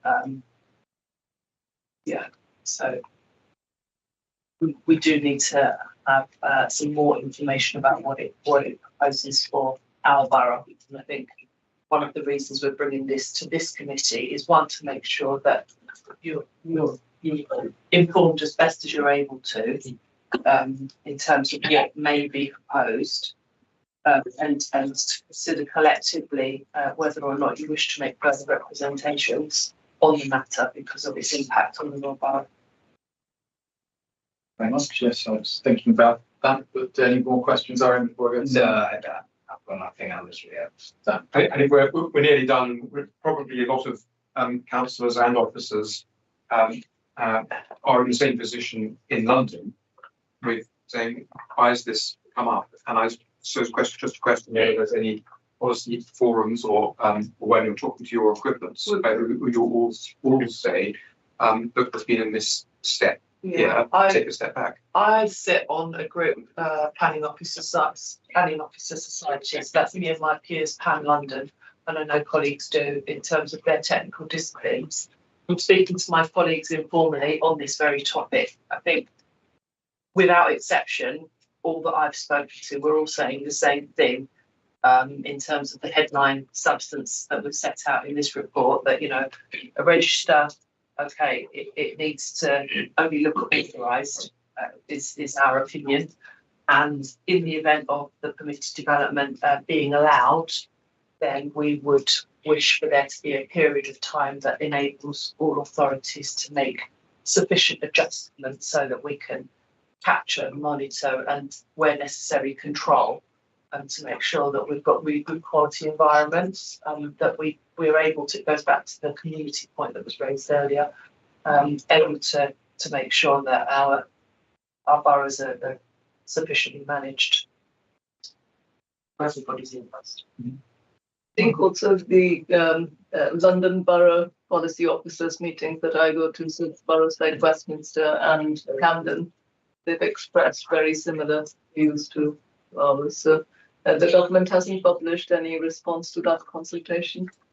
And I just wonder that the announcement made by the minister last week, whether they were aware of all the consultation responses, or whether the department has actually considered the responses received, particularly from the areas where this is an issue. So Cornwall would be another place where this is a big issue, and I suspect their response was very similar. Yeah, I was just going to say London Council's also have taken it up on behalf of a number of particularly central London boroughs that have expressed similar concerns. I think the only other thing I would add is that obviously in the short term, maybe this flexibility in the way people use properties is perhaps doesn't have such profound implications because it still remains as a single family dwelling. But if the use persists for 10 years or more, and I've got no reason to believe a lot of these have been going many years, you can then apply for what's called a certificate of lawful existing use. Provided the evidence is there to show that the use has subsisted continuously for the previous 10 years, then we have to grant that certificate. So again, we feel that a register would sort of stop the clock if people are sort of using their homes in a way that actually we would not necessarily support. So it's again another reason why we think a light touch register, we don't get to looking for anything that's too onerous, might be useful from that point of view. So just thought I'd add that. Also, just one finish, Chair, sorry. There has also been recent legal precedent where short-term letting was considered as a business use, and that really now gives clarity that many leases across the country would be in breach of their lease. So up to now, there's been a bit of grey between how many days counts as short or business use and how much is simply a rental contract. It's now been established that anything under a month where the person has no real intent to stay in that home, exceptional circumstances notwithstanding, that's considered business use. Whereas if you were intending to stay but then chose to leave voluntarily, then it would be separate. Thank you. Rather than delve into some detail myself, because this has been an interest of mine for quite a long time. It struck me listening to the discussion and the prep for this that we might, as a committee, recommend that the lead member writes to the Secretary of State on the subject. Clearly, since I was thinking about that, there has been some development which Amanda set out. But nevertheless, I think if the government hasn't completely formed its view on the detail, it might be an opportunity to influence the detail. So I would be thinking of supporting the principle of the national registration scheme, but then expressing concern over some of the other aspects that we've heard about tonight, such as the use of glasses and the switching and the development rights that were set out, and I won't summarise it all. But if we were to make that recommendation, firstly, would that be something that you would be willing to take on? I'm always happy to highlight where the government is making mistakes. Yes, and in particular, it might be receptive because we could also blame the previous government equally. So I think as a committee, are we of the view that that's a recommendation with them? Yeah. I'd like to add in that we could work across all of central London because it looks like that's a powerful group. It's not a political point speaking, it's how London can continue. But that would be great. I mean, I think as a committee, we can recommend that our lead member writes to the Secretary of State on our behalf. And I'm sure the manager of the team can draft something and we can see it and see what's gone in due course. Really good enough to perform. That's good stuff. But thank you very much indeed. It was an excellent discussion again. Another good paper. Thank you to drafters and producing it. I think we move on to A6. We'll probably have a change. It's able here with Andrew coming on and the plan in the evening.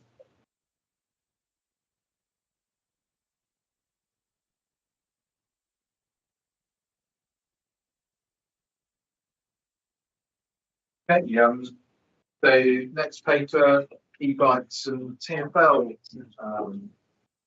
plans. So, I've spoken plenty today, so I'm just really going to say we really welcome TfL giving us a little bit of certainty that they will take enforcement action.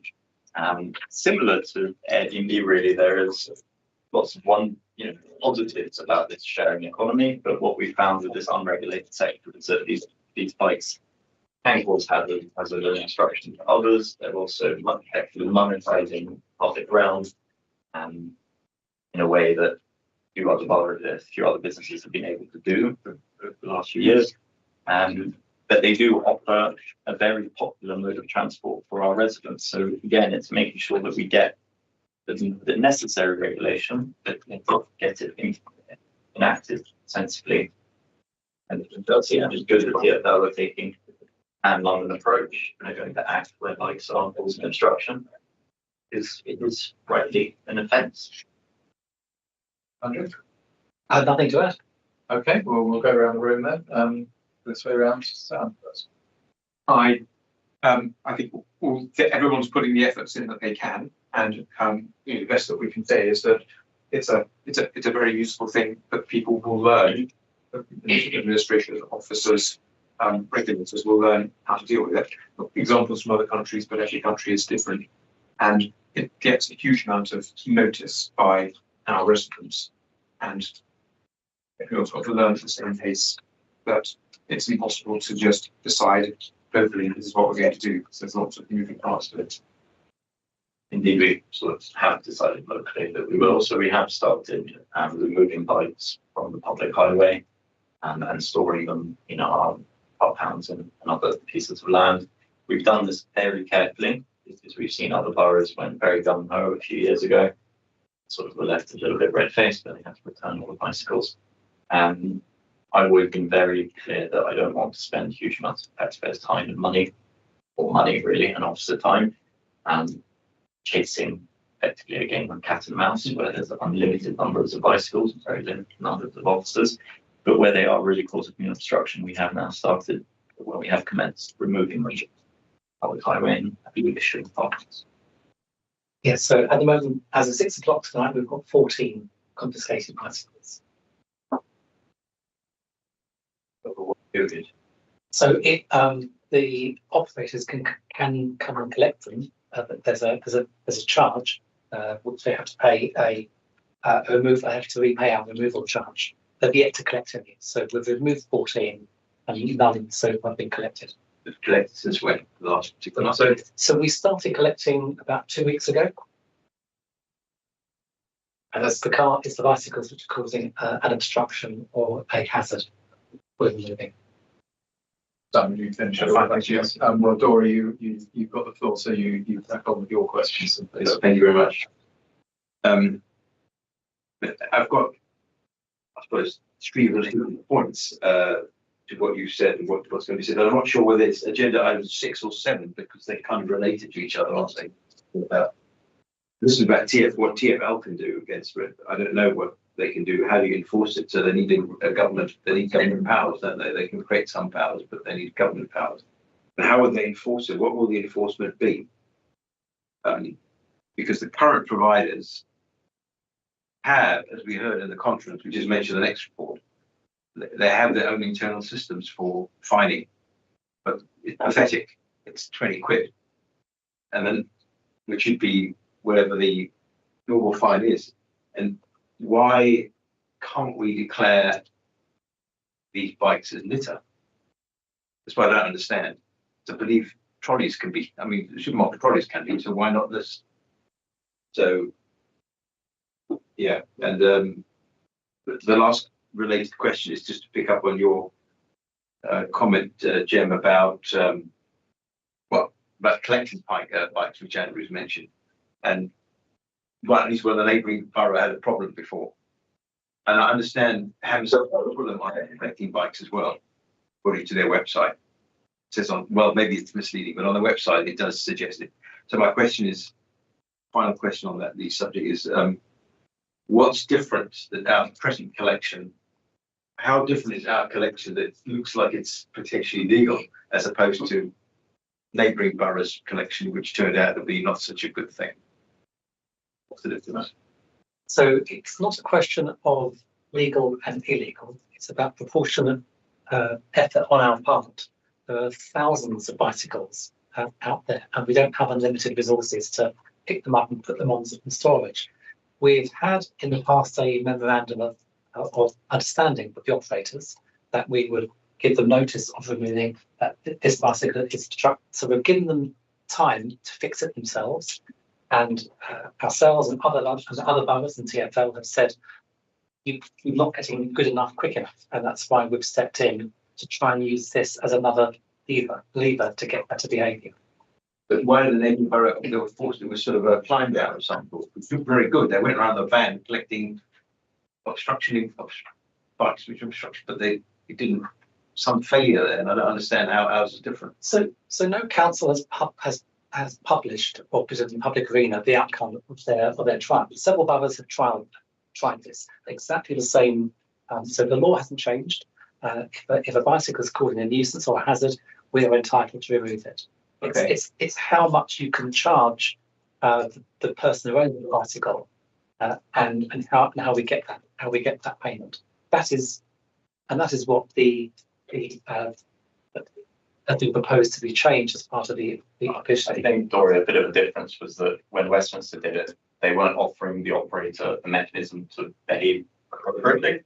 So we initially we were one of the first to launch dedicated dockless bays. So we, in part of our agreement with the operator, said, okay, we're going to offer you the right place to park, and we're going to provide the spaces accordingly, as long as you then manage your service. Westminster didn't offer those bays until much later. They've now probably followed us in that process. Hammersmith and Fulham still don't really offer anywhere near the same offer that we have, and they have a huge number more sort of virtual pavement bays. But I've always thought it was fundamentally unfair to seize things when you haven't provided a way for them to be parked legally. So we are now shifting. I believe the density of our parking provision is very good compared to other boroughs. And there are still a few hotspots where clearly a bit more demand, a bit more supply is necessary. But that's it. We can't forever sort of appease these operators. We have to show that we will take action if necessary. And we've been an honest broker. We've been very clear that we provided the bays. We've just been really upfront about it. Okay, so what is the charge? What would you charge them if they come and collect? You said no, they haven't come to collect yet. You said so they have yet to pay. We've told them it's £84.45 removal charge, and if they don't collect it after 7 days, then there's a storage charge of £11.25 a day. So that's the charge that we've told them will be levied, and we will, when they pay, we'll release their bicycles. And additionally, TfL have taken legal advice to give us the assurance that actually what we're doing is correct. They've even put money aside in the event that the operators decide to take them to court. So we needed 33 independent boroughs doing similar but different things. Doesn't really work. We needed TfL to show us the way. I got that on the meeting as well. The question I already put is, why can't we declare them as litter? We can't. So so litter is defined. Litter is not actually strictly defined in law. It's by case law, and this isn't litter. This is a vehicle that is left on the pavement on the road. Is it correct that supermarket trolleys are litter? Trolleys are covered under. So trolleys had to have another piece of legislation abandoned trolleys. So you may remember many years ago there's a legislation put through to enable trolleys to be dealt with. But no, they're not better. Thank you, Dorian. Let's go to Arian now. Yes, thank you very much. Thank you. Point number 2, it said, obviously TFL has rights to look after red roads. But if it becomes more disruptive, if there's a vehicle that's been on the pavement or a road or something which is on TFL, the resolution timeline by TFL, I understand I'm dealing with an issue for 3 months, TFL couldn't resolve the issue. In that, if that's the incident or the issue, would on behalf of TFL would council step in and do it and charge TFL or this thing? Would that be a provision that we can add? So TFL could apply to us to work on their behalf, but we have to do it by agreement. We can't operate on their network. At the moment, as the report says, they're not operating this in the Royal Borough. They're trialing this in other boroughs, and we have yet to hear how that's going. They do have a contractor to do this, so they don't need us to do this in the areas that they're working. That's not to say if they need to expand it and they're too thin on contractors, then we would certainly welcome talking to them about that to help. I would like to press that point because obviously there's a tipping point. I don't know if a bicycle is left out, maybe an hour, 2 hours would be acceptable in terms of tolerance standards. But if it's there for like 3 days, disrupting, I don't know, maybe traffic or pavements or buggies going around the corner. I would love to have that intervention by the council or put forward our proposal. We've put it to them, and Yeah. I mean, notes available. They've told us they don't need us at the moment. What if they breach? I wouldn't say breach, but what if the timeline is beyond the acceptable range? So we will wait to see how TFL operate on their network. Right. Yeah, but just in case if you have to put a contractual agreement, I would love to have this as a policy. I don't know how that works out, but So just to clarify that the Highways Act, which is what we're moving their vehicles under, we can only apply that on our network, and Right. TFL can only apply the Highways Act on their network, and that's the difference. And as earlier, litter we can deal with on both networks, but the Highways Act means we can only do it for our network. They can employ someone else ourselves to operate on their network, but they have to invite us. I mean, because of the 2 separate, I mean, got quite probably a few more questions to ask in the next section, but just to keep it on TFL, just a little extra clarity. So, just what you think about the contractors that they're employing? How likely is that to spill over into our? That's because I'm just reading it and it's like, well, I'm not going to do anything here. So while I'm reading this, being fluid, but so there's 2 things. One is who are their contractors and how well do you think they are? Is that likely to sort of spill over in your opinion? The other part of that is also who do people report instructions to?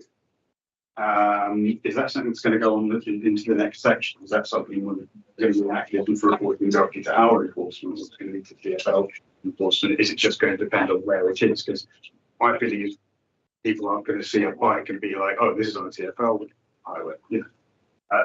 So how's that going to work?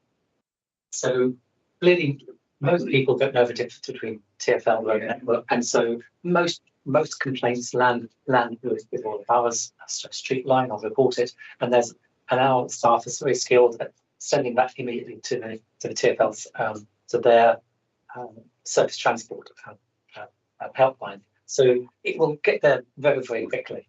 We don't know yet who they are employing to do this. So we've asked TfL who they had in mind.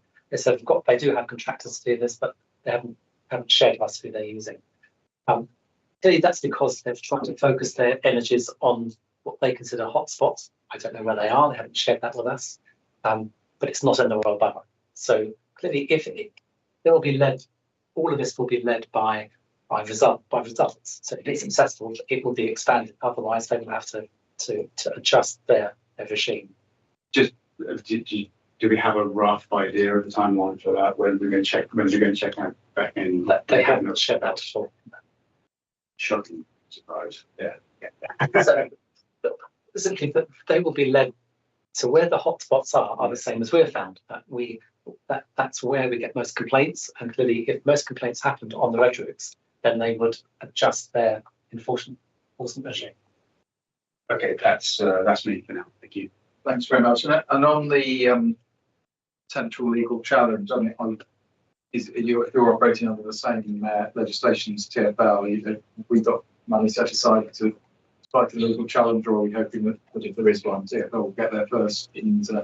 So I wouldn't want to discuss a legal challenge in this area. Simply, we are confident that we're applying the law. That is it. If they are confident we are not, then that is our challenge. At the moment, we've said you've broken the law. Here's the fine for doing so. Okay, that's an excellent answer on which to finish this page. Thank you very much for putting forward. Item A7 is for South Open. I would like Jamie Andrew to stay because we have to be making recommendations for them. So this is final reports of our conference, and there's about forgive me for putting forward these proposals.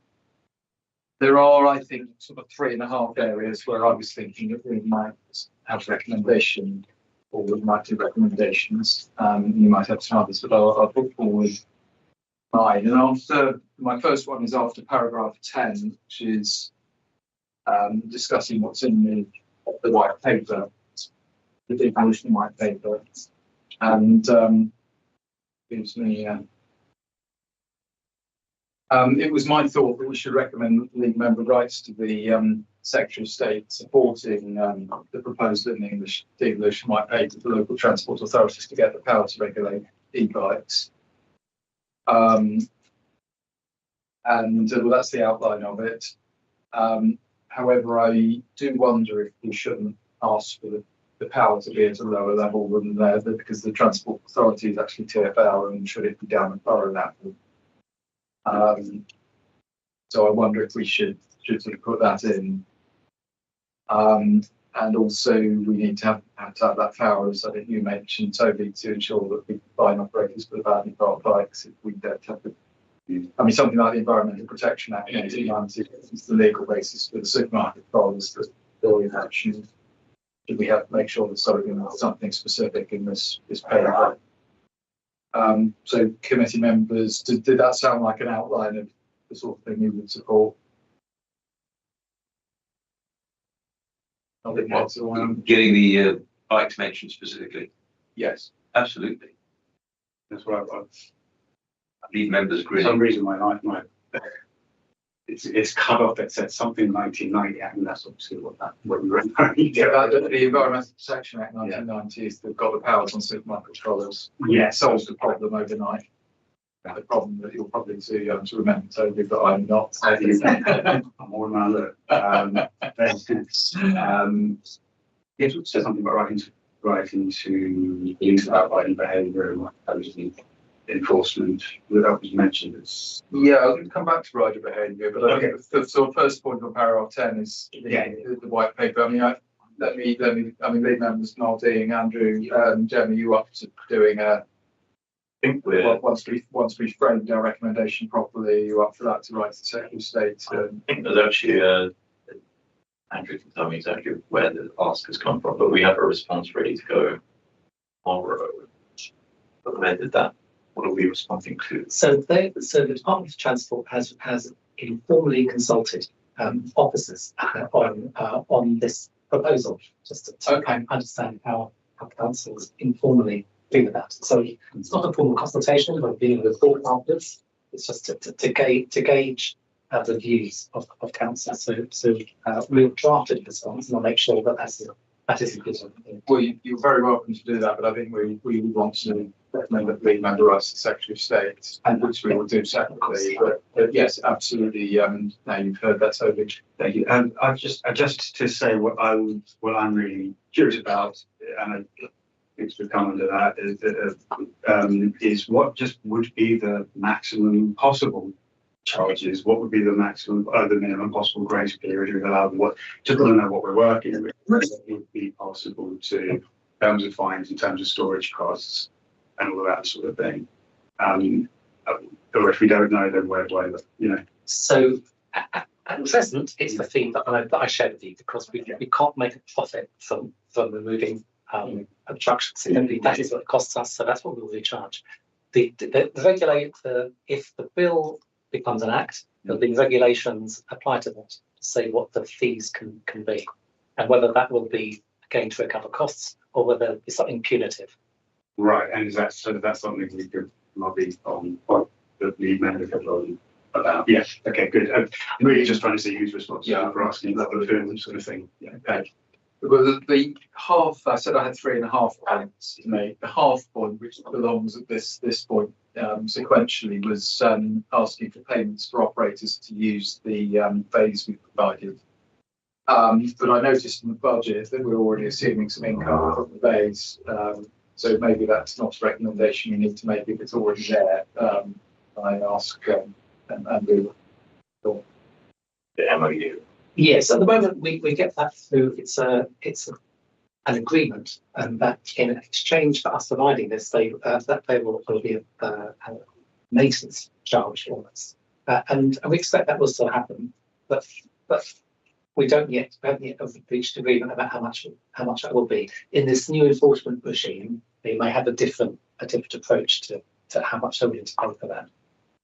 Right, so I think given that this is an encroachment on bays that we would use for something else, if we hadn't volunteered to provide them, I think maybe the committee would be with me on that in saying perhaps all have a recommendation that they do pay for use of the bays. And really support for the line that you were saying. So, does that sound reasonable? We recommend them. Yeah. Nods all round from that. So paragraph 16.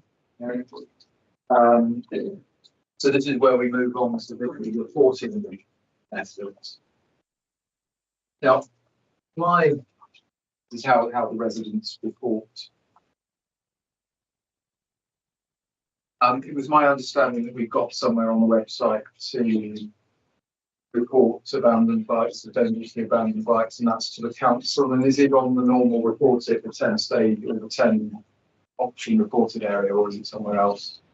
I will double check, because let's be put onto as an option in the reporting. So it's added in the bottom. If you click report a problem on street, and then it's under abandoned bicycle. And then you can then select whether the abandoned bicycle is a doctor's bicycle, and you can in fact choose which brand or multiple brands what doctor's bike is, and then it asks you for the location. Right. So I followed that. I think abandoned bikes for. Seeing it in there on the list on my. Oh yes, there we go. We have got bikes, vehicles, trolleys, and lots. That might be it. I think it's not very. It struck me that this is something that needs a bit more publicity. So my suggestion for recommendation is that the lead member or his officers go on the publicity blitz on this. Social media. Council publications, just to tell our residents where they can report this problem, because I don't think it's widely aware that the council takes this in. I think I've got a couple of email addresses for the two operators. which is a way of reporting it, and that might be an alternative way. But if the council's got something, it's a council service. I think it would be right. The council should publicise that more widely. Does that try with members? Is something we should do? See, on the website, it says abandoned vehicles, which would make that bicycle. Including dog. So it should actually say that on that line even. Yeah, no, I agree, but more publicity, I mean, next door, but all we councillors can also do our own promotion We can, yes, individually in the ward, absolutely. through newsletters, next door, because we're all on different, we have different addresses, so we all have different next door catchment areas. Yes, indeed, but I think the job of the committee is to make recommendations to the council. Sure. And I think we can legitimately do that, and those are good ideas, stories, but not ones we can put in our recommendations. My only note of caution, Chair, is that the officer that trains to recognise a formal obstruction and serve the notice accordingly. What they believe is a formal obstruction may not be what many residents feel. So I don't want us to raise the expectation that every report will be seized and taken away. No. That we are logging the issues, and it's very good to collect the data to present to the operators that they are causing. So I think that there's probably a nuanced way of publicising that. Toby. Yeah, just in my brain, because it's right where I live, right in the corner of Golden Road and Portobello on the market day. The companies, they've got a lot better. Now it's a nightmare. And I tend to just pick things up and stack them of each other because I've just had enough. But in something like that, I just think of that. And to be honest, I think there's always one that right in the middle of the pavement. I've seen people with mobility issues trying to get past it and just can't. So if there was some kind of, I understand your caution, there was some publicised thing on that lamppost in places like that are exceptionally bad, where you could just sort of go, oh, there's the number. You don't need to sort of go through the website on your phone or anything. I think that would make a really positive difference, as you say. But I also don't think. I only say that because it's a very egregious example, like it just gets really bad on market days. So that's what I think. The final area I thought of was the three, well, actually now the fourth, as we agreed with Mark, was going in, was about the riding standards and jumping red lights and riding on pavements and so on, and ignoring pedestrian crossings. And it was a big theme of the conference. It's a theme of doorstep conversations everywhere in my ward, and I predict it will be exactly the same in your wards as well, that people will raise this. But I think we need to write to the police and emphasise the residents' fears and experiences, and remind them that residents do want to enforce adherence to the highway code. Now that's probably not something for them or Andrew, but it might be with a member of the communities to do that. And I don't know constitutionally if we can make a recommendation to a different lead member, or if we ask this lead member to ask his colleague to. You could just make it to the leadership team and the member of communities announce them on the leadership team. Yeah. Okay. Cool. Maybe we'll do it like that. Then. Yeah. So a letter to the local police reporting on the outcome of the conference, emphasising residents' views and reminding that they want residents want the police to enforce the highway code. And there's already. Sorry, I attended our local safe neighbourhood meeting with the police earlier this week, and I can tell you the police are well aware of it, and they've confiscated illegal scooters, which is not quite what we're talking about, but they've also stopped people riding on pavements. They're well aware of it, so we could write it. What I'm saying is, I think it's an open door. Well, I think we have to keep pressing it, because they're well aware of my ward. Tell them every time I see them, they don't actually do anything. And then every few months I see the City of London Police having an effective operation and getting some publicity and action, seizing about 150 bikes and carting them away in a lorry. And I don't see anything like that from the Met. And I know the Met's a much bigger organisation, has many more problems than the City. Our local illegal bikes too, the ones they use for these. Yeah, I'd love them to do that, but of course the illegal bikes are not the ones we're focusing on in this committee tonight. Though that might be a question for TfL at the next Well, the new ones, but they're still really on pavements. Yeah, the next one, but sorry, they're riding the e-bikes on the pavement, Yeah, but you know, delivery drivers do that on pavement, so you stop them to get their bike. It's illegal, because often many of them ride illegal bikes apparently. Yeah, well, we have to focus in this discussion on the doctor's e-bikes. Yeah, sure, sure. Online bikes, Yeah. but yes, it is an important. But you know, riding on a pavement, no matter what the colour of the bike is, it's a danger. So my question to the committee as a whole then is, do you buy that potential action writing to the, or at least in writing to the police about the size? I would pay. I mean, can't do any harm, I suppose. Can't do any harm. It keeps the issue on the radar and it shows our residents that we're at least pushing the issue on their behalf. I mean, we can't force the police to do their job, but and they've got plenty of calls on their time from all sorts of things that are happening. So, okay, well, those are the actions I thought about, and but did anybody else have anything they wanted to add into the mix? Violence laws. And I said I was going to sound away for thinking for 8:30. Is there any other business we need to discuss? I don't think they've come to the end of the formal agenda on time. Work programme report, is there anything to be said? James? No, only that we bring the paper back as discussed earlier. Yeah. That's great. All right, agree. Well, thank you all very much. Excellent discussion this evening. And we will be in March for the next meeting. Thank you very much. Thank you very much. Thanks very much, Chairman Andrew. So, On to the grant. Yeah. yeah,